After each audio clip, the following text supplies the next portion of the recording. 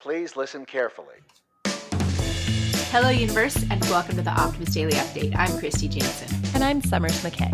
And we are part of the team behind the Optimist Daily, making solutions the news. We bring you reader-funded solutions news every day in order to change the tenor of news media, social media, and the direction of your day to help us all get focused on solutions. 7 days a week, we publish positive news stories written by award-winning journalists and delivered online to your inbox and through our social channels.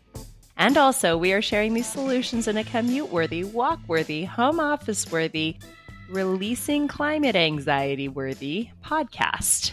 Today is Friday, the 25th of March, 2022. Hi, Kristy. How are ya? Good morning, Summers. I'm hanging in there. I don't have the intense weather that some other people in this room have had recently, so I'm feeling pretty good. Yep.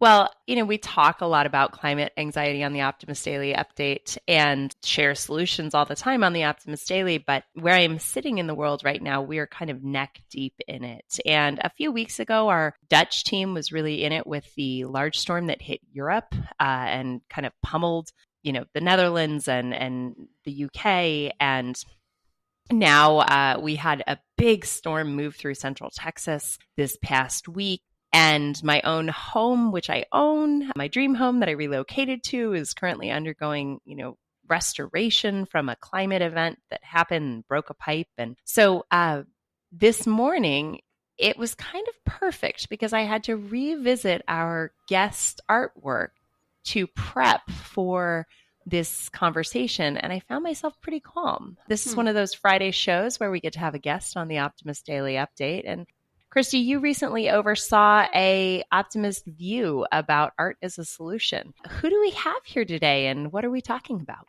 So today we're thrilled to welcome Cameron Sunde.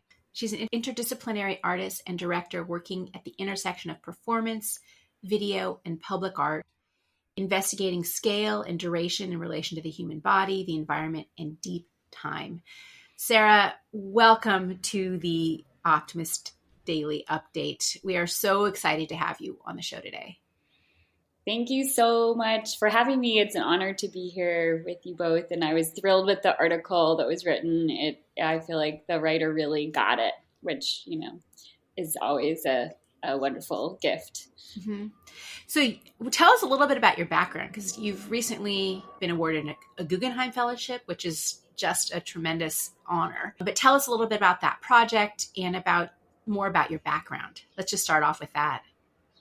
Yeah, sure. So I have a kind of varied, wild, as most artists do, we all have our individual journeys. So my background is not necessarily traditional, but I come from the theater. Actually, I studied theater at UCLA and at the University of Exeter in England, and then spent the first 10 years of my career really directing, making new theatrical works, also translating from Norwegian in New York City. And then about a decade in, I realized that I really wanted to move my practice more towards the visual arts. So I kept doing theater and directing and making in that realm, but also went back to study and got my MFA in digital and interdisciplinary art practice and started really exploring different modes of making that weren't so text heavy, that were really based in visual language. And 36.5, a durational performance with the sea, began in 2013 as part of that exploration of live art. And I was really kind of refocusing on the environment. What did I want to say? And this came out of a sort of deep look at what was happening in the world. Hurricane Sandy had just hit New York City, and I was. That's where you live, right? You Yes. live in New York. Yes. So you experienced that firsthand in terms of storms and experience. That was something you had to go through. Mm-hmm. Yeah. Well, yes, I did. I live on a hill. I live in Sugar Hill, Harlem. So I didn't actually have flooding right near me, but it was still my city, my beloved city. Yeah. And it really just struck me, this understanding. All of a sudden, I sort of felt it in my body, how vulnerable we were. And I could feel that as a city, we were just as vulnerable as our individual bodies. Mm-hmm. That became very real for me. And I understood kind of for the first time that, New York might disappear in my lifetime. Like, we're in the heyday of New York. This is the golden moment. And we know intellectually civilizations come and go, but to actually feel that it could happen to my community, to my urban space that I occupy, that was a new sense of time for me. So sense of time, that's funny. During the pandemic, we have had this running joke on the Optimist Daily Update that like time isn't real, and it's still like March 13th, 2019 or 2020, right? When all of this happened. And one of the questions Kristy and I were sort of discussing this morning was watching your work and seeing, to briefly describe, Sarah chooses bodies of water and stands in them during the entire tidal flow period, right? So 12 to 13 hours you were standing there, which that's a whole other endurance conversation that we should have. And then sped up video, we all watch as she stands there and community members join and go. And as the water engulfs your body and then recedes. So this notion of time, it allows us to visually see something very quickly that takes a longer period of time. And, also you don't see the change in climate in an immediate moment. It is over the course of time. But in your experience in creating this art, what have you explored about time and the reality of time, or lack of reality of time? Yeah, is it real? Is it real? Is time real? What's your thoughts on that?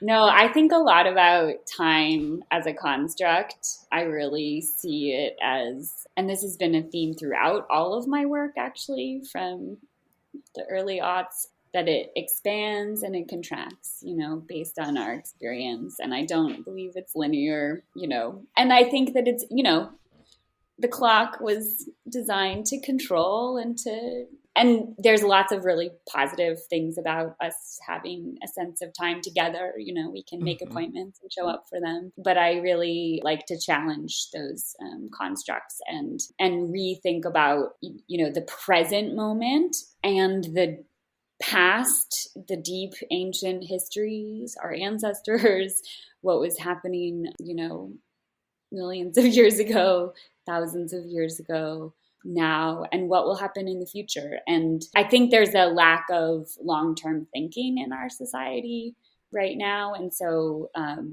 trying to look at that from different angles is always really, really present for me. And that's, to me, watching your work as it's been videotaped and then played, because you're a human body in that body of water, and we're watching it rise on your like, you start off with it's in your ankles and then it gets up to your neck. You can kind of feel the change over time that can happen, but it's a single body. I just find it very evocative and very powerful. And I think that was, to me, the metaphor between just, you have one tidal cycle, but you're talking about a whole, like a civilizational cycle almost that's happening at the same time. Yeah. Yeah. So just for our listeners, I wanted to help them feel what it feels like to watch your work.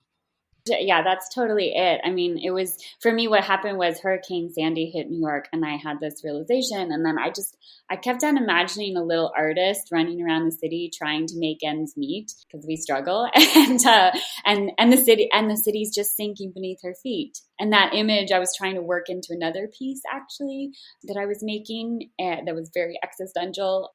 And then I was up in Maine and was witnessing this drastic tidal shift, and very suddenly sort of realized, oh, that's the metaphor.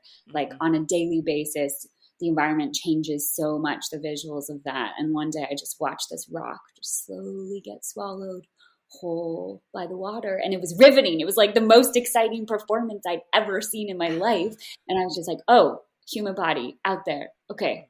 And I thought, actually, who can I convince to go stand in the water so I can capture this image? And then very quickly realized that no one was going to do that for me. So if I wanted to make the image, I actually had to do it myself, which, was a really important thing too, in terms of just putting myself in that place where I often ask people to do hard things as a director, creator, maker. And so, but it had to be me, in this instance. So yeah. That Yeah. is such an endurance experience. And I would love to know, did you train for it? How do you stand for 12? And there's also resistance coming in from the water and you're being pulled. And like, this is probably the least interesting to our listeners from the standpoint of understanding the work, but like the tactical, do you have a support team? How do you stand for 13 hours? Yeah, I mean, it's a great question. It began as this very impulsive artistic action, right? Like I literally in Maine had the idea on a Monday and I was like, I'm here, I have to do this. And I did it on Thursday. So I was very ill prepared and not trained. Like there was no training. I went in the water a couple times and was like, this is cold. But I'm going to do it anyway. I'm going to try, really not knowing, if it would work, if I would actually be able to do it. And then after that, I kind of realized that this was bigger and that it was a series. As I was out in the water, I had a moment that was very important to me, that where I felt deeply connected to the rest of the planet. Again, intellectually that we are all connected through the water, but I felt it in my body and had this realization that if I was this little artist from New York thinking about these things, what are people in Bangladesh feeling and thinking about it, and in Brazil and in Kenya. Those are, of course, the places I ended up going. I was thinking about all of them around the world and made this promise to myself that if I made it through the full title cycle, that this would be a series and that I would continue the work. I would make it in collaboration with communities around the world over the course of the next.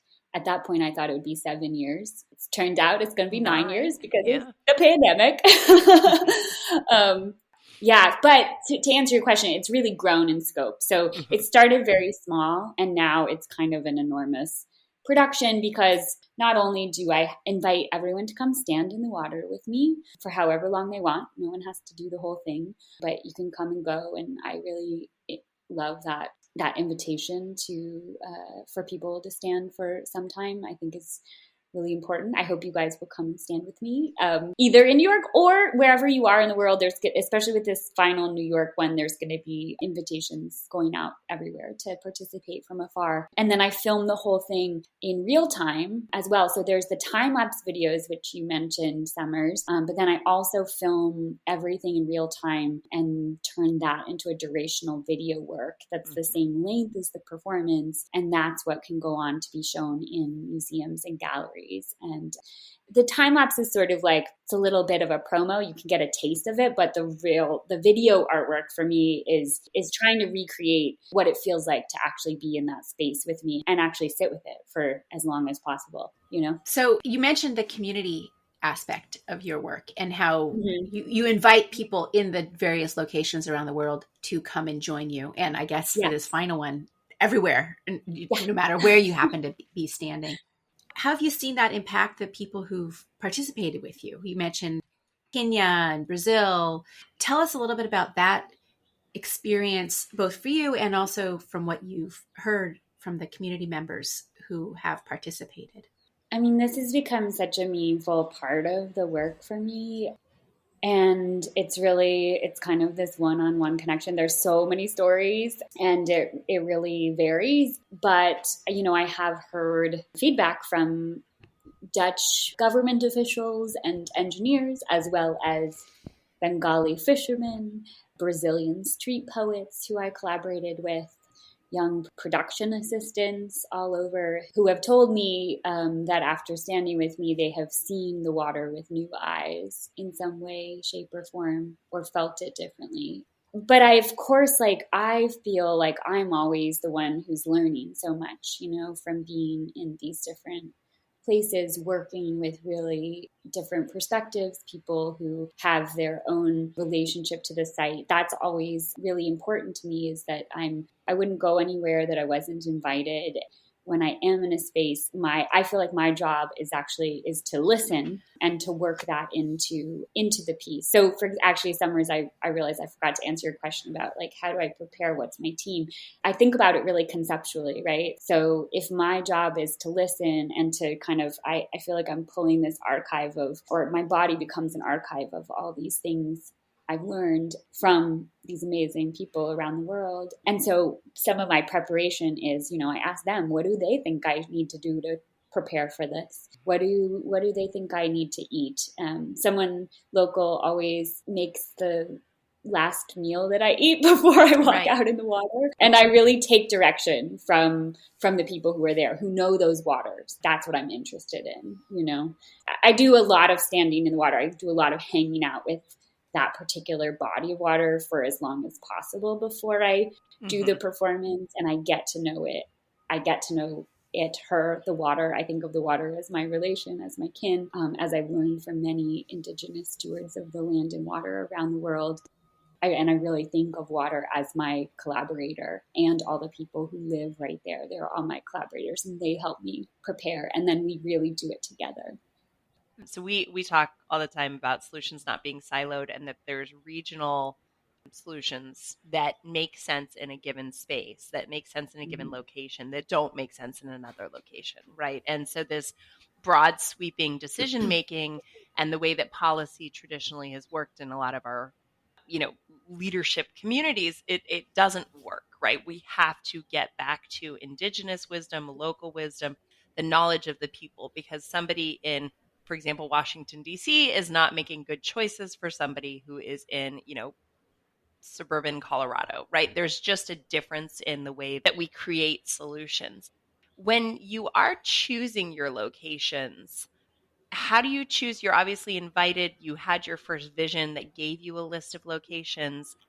How have you chosen them? And then obviously we'll get to September 14th, 2022, which, by the way, Kristy, I was Googling, it's a Wednesday. We're having a meeting in New York that day. We have to go do this. We have to go do this with Sarah. But prior to that, tell us about how you've chosen your locations in the past and what is the thinking that goes into that experience? Yeah, it's been very organic. That I always work really organically. And so I started actually with just thinking like, okay, who do I have connections to around the world, and where could I reach out and share this idea and see what makes sense? And the first one was in Maine, and then Mexico, I had an opportunity to do an artist residency. So I was like, oh yeah, I can do it. It's by the water. Great. So that became what I think of as like a research version, where I started also meeting the people who lived there, really taking their feedback and letting that inform the choices that I made of where to stand, etc. So the public engagement aspect began. And then the third one was in San Francisco. So these are, I think of the first three as kind of like the pilot versions, where San Francisco Bay, that's near where I grew up. So it's like the body of water closest to my upbringing or my roots. And then that one was in a really public space. We had lots of people, and I developed this element that I call the human clock, where it's another option for participation. If you don't want to stand in the water with me, you can participate by marking the passing of the hours on the shore. And then in 2015 is when I launched the global works in the Netherlands, and that was really organic. My husband is Dutch. I was talking to a lot of people who deal with water in the Netherlands, and they sort of invited me in, and it made sense. And then after that, I really wanted to make sure I was doing it in the next one, not in a Western country, and Bangladesh. I had a friend who is Bangladeshi, and she introduced me to some folks, and then pretty quickly it came together. Of course, then it took a long time to actually plan and make it happen, and it was postponed for a variety of reasons. But Bangladesh was really natural. The next one, and then I was really not sure. Actually, I knew I wanted to go somewhere in South America. The idea was to make sure I do it on each continent, except for Antarctica, and make sure I was getting to know different bodies of water around the world. But on the continent of South America and Africa, it took a long time, actually. I was doing a lot of research to try to figure out what are the places that are most impacted by sea level rise, and then reaching out to people and letting it simmer, letting it marinate. And then actually it was wild, though it was in the same week in 2018 that both Brazil and Kenya came to the surface because I was introduced to people who got really excited about the idea. And then I ran with it. As soon as there's somebody who's there who wants the project to happen there, then I make it happen. I love knowing that there seems to be a very natural flow kind of in the process for you on this. And Kristy and I are both water girls, and that connection of the ocean, I call her, my wayfinder, and I'm the mermaid, right? Because I'm in the water and she's on the water as far as I'm the sailor. Yeah, she's the sailor and I'm the fish. But it is very much the way that we are connected to one another. And now living here away from a large body of water, we still have our lakes and our streams and Lake Austin. And I am missing the ocean. And now that you're saying this, and it's funny you said Antarctica, because my husband and I were texting over the weekend or over the week because he's traveling for work. And we were talking about the climate, and he's like, where are we going to move that's not going to have this? Antarctica? And we were like, no, I don't think summers so. It happens worst. Yeah, I know. The polar regions are the most affected in some ways. And you, just to round out your process, I think you're going to be completing some work in May down in New Zealand, or... Yeah, I'm hoping so. So I was over in Aotearoa, New Zealand when COVID hit. And I'd been there for 3 weeks, and we were 6 days away from the performance actually happening when the country shut down. So we were ready. It was an amazing journey. I met incredible people collaborating with these incredible Maori women, a wonderful gallery, Te Uru Waitakere Contemporary Gallery. They were showing the video work in an exhibition, and wonderful producer on board. We were set. And then COVID happened and we had to shut it down. And I was very zen about the whole thing at that moment. Actually, I thought, you know what, it's okay. Like, this is a project that is nimble enough, and it is about time. It's about, our decentering the human and really understanding vulnerabilities. So many people had so many other hardships that this felt minor in relation. And of course it was disappointing, but I was really okay with it. And then thought, oh yeah, I'll be back in a year. And then of course now it's 2 years later. And it's funny because I was hoping to get back there in March this year. So I was hoping to be there right now. But of course the borders aren't open yet. And for a long time, since Omicron hit, they had been saying that the borders wouldn't open till October. So I'd sort of been reconceiving, the whole plan has been to do it in locations around the world and then come back and make New York's this final work that includes all of these places around the world. But I'd sort of reconciled to the idea that, okay, finishing the work in Aotearoa, New Zealand it'll be a coda performance in 2023, and it'll just kind of be the tag on the end of the final one. But then last week, actually, they just announced that they are opening their borders in May. It is definitely colder than it would be now because they're heading towards winter, but I am very hopeful that I'm going to be able to go back. I'm trying to plan to go back there now. So it's a little wild. I feel like this work is just like about listening. What is the universe giving us, and seeing what we can make happen. Follow the intuition, follow where my collaborators are at any given moment. And I think, knock on wood, I'm hopeful that we can make it happen, because it would be wonderful. It'd be very meaningful to finish that work before the New York one happens. That just feels important to me if I can make it happen. Mm-hmm. That's tremendous. So we were talking a little bit about art as a solution. Yeah. And I mean, I see the solution as, by doing the work you're doing right now, you've opened a window almost as a metaphor to have a feeling for how time flows, how it's not just us, our individually who are vulnerable, but it's our entire cities, our coastal areas. And you're going to places in the world that are some of the most vulnerable to sea level rise. The Netherlands is largely underwater. They've been dealing with this for hundreds of years. Bangladesh, I think, at least a quarter of the country every year gets inundated. And that's a problem with agriculture and just living. Most of the cities around the world, or the biggest population centers, are on the ocean. So there's that. So how do you see art, and your art, but art in general, as a solution for provoking action or bringing awareness to these areas and helping to move it from theoretical or out of awareness into our embodied awareness?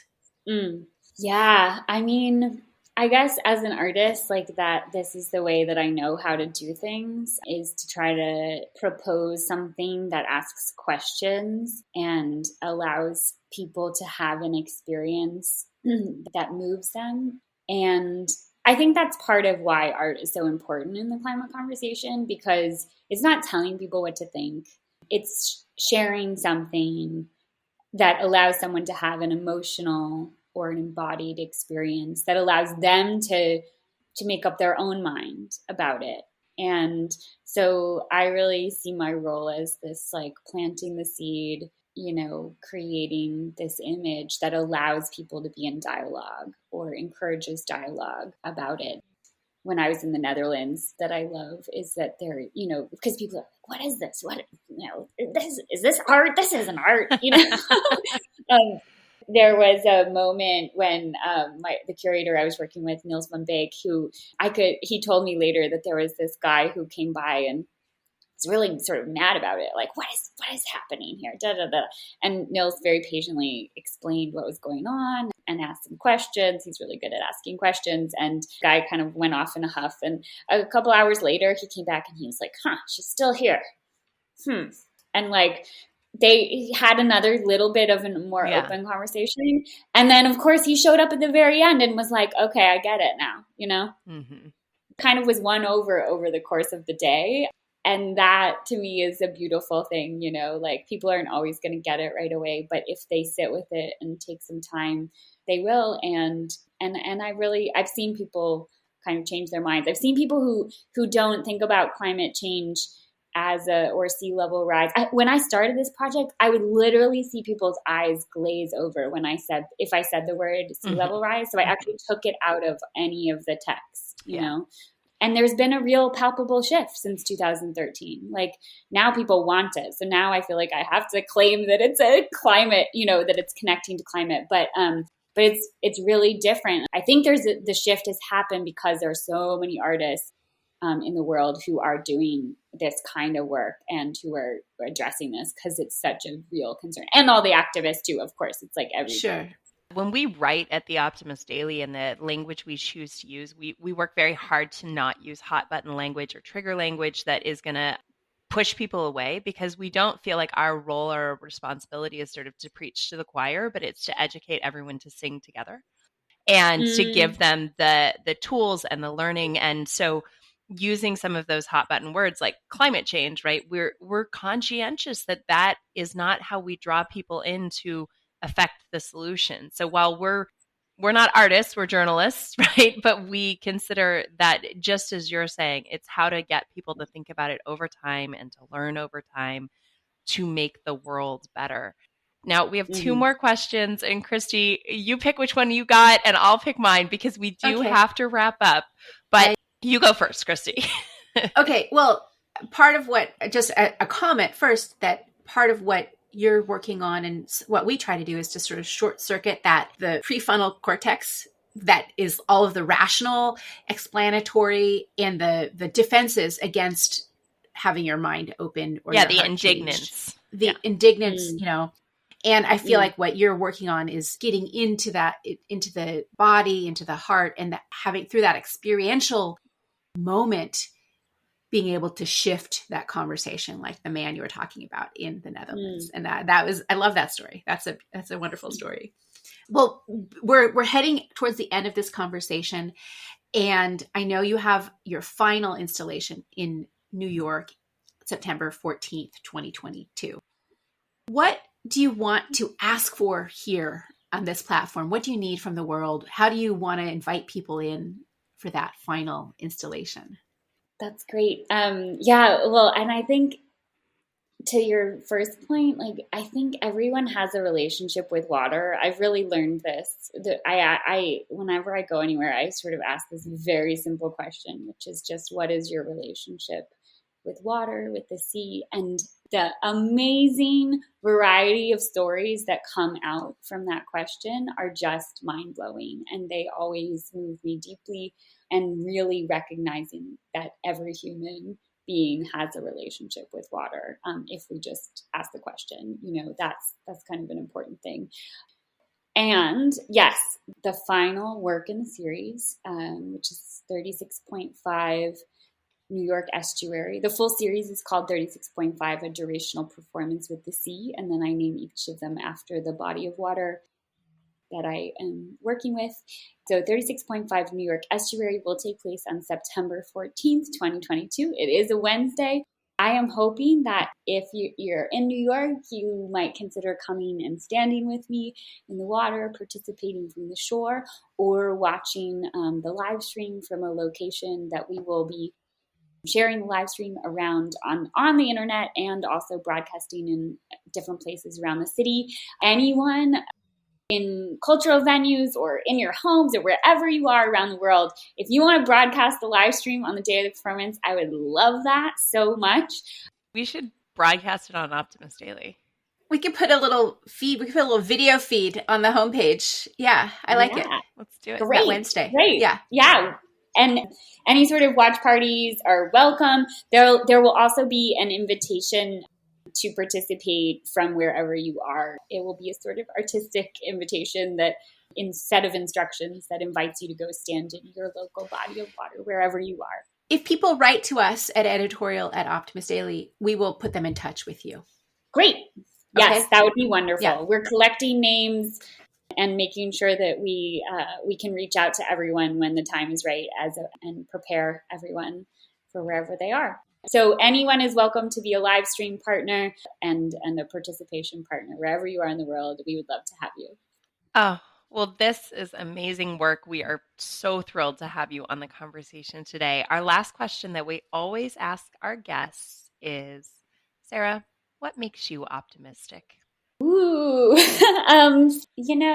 what makes me optimistic is when I'm in conversation with people and we are sharing energy together. And yeah, there's that exchange really is what excites me. And we feel like we as humans can begin to find better ways of existing in relationship to water and to the planet. And that's, connection and people. Yeah, connection and people who are doing it. There's so many people doing amazing work on this front, and of course, it's a harder job than it's a hard job. But the amount of people and the amount of dialogue that's out there right now is really beautiful, and I see it growing, and I have hope for that reason. I love that. Well, as much as we'd like to continue for another half hour, we are going to thank Sarah for being our guest today on the Optimist Daily Update. And we're going to thank everybody for listening to this podcast. As always, we promise to continue to share positive solution-based stories with ideas on how you can participate in this changing world and ensure it is changed for the good. We always ask you as a listener to help us grow our community by sharing this on social media, liking us on your podcast, listening apps, and giving us positive reviews.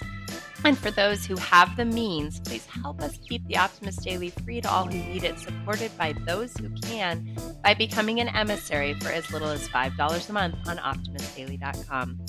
Thanks, everybody. It's been a wonderful conversation. Thank you, Sarah. I'll see you in September. Yeah, amazing.